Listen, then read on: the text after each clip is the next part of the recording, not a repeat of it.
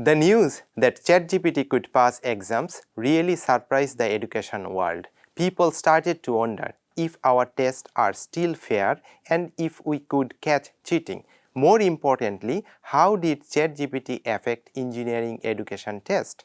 There were also hints that artificial intelligence could help us learn better and think critically.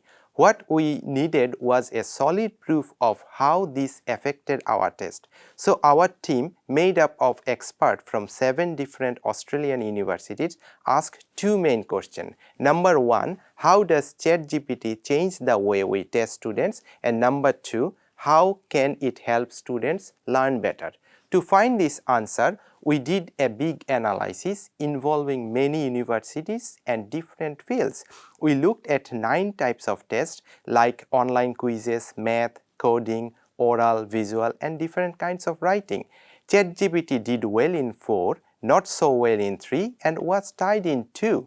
When we looked at each subject, it passed 3 subjects, didn't do well in 5, and 2 were too close to decide. The main message from our study was that trying to beat ChatGPT was a waste of time. Instead, we should accept it and use it as a tool to help us.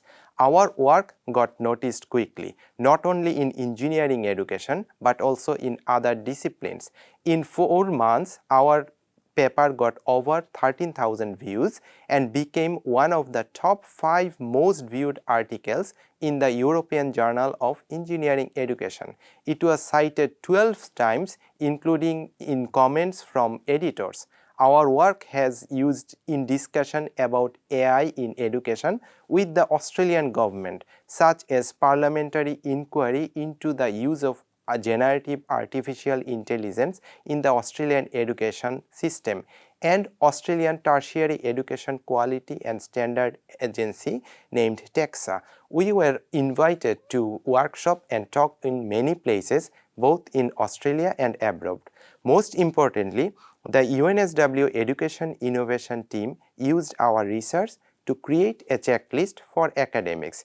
This checklist was based entirely on our study and has been praised by experts in higher education.